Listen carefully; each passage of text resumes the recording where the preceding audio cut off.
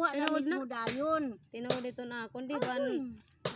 An kuan nga na kuanlot na mo di nga tagamandayan nga iyak yung papaspasan kay nasusugad naman laki to. Nga nakaturog nga niya ko di ba nang tindahan na kuan gyapad to kay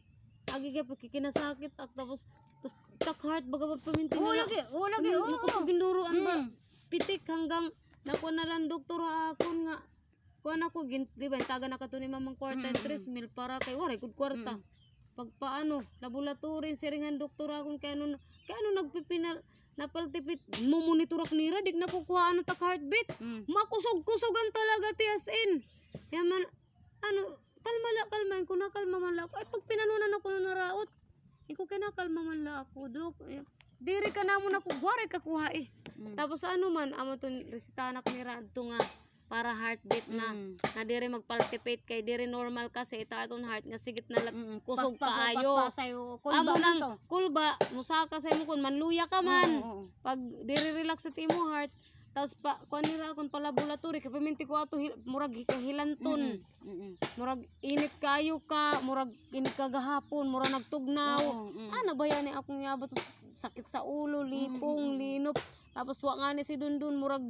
lain kaayo lagi murag susta ang pag gusto nimo na kay kauban unay kauban nga di na nimo kaya nga wa kay kauban kuan na lagi na kay kaistorya amo to taking bubungat na sin iragud laki to gin susunlog bahala lang ano tira sunlog nga as kita kang Dundun no lipay na pud ka maulian man pud ko te murag kog maulian nga na kalma tapos muli nga ni mo bitong ingnon kong mama nakakita na pud ka nako naulian na pud ka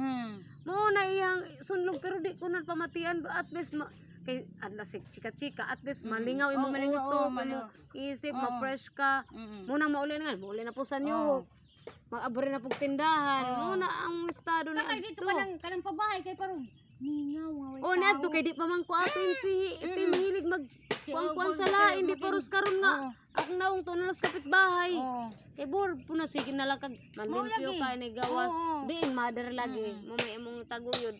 sus kay di man day na maayo na mo na lang focus sa nimo imong lawas anang pinanhuna-huna makabayad ka ni utang daghan utang mo asawa pa piste minsan di pa maulig tarong na pa ingnon pa kang istorya nga wa kay gamit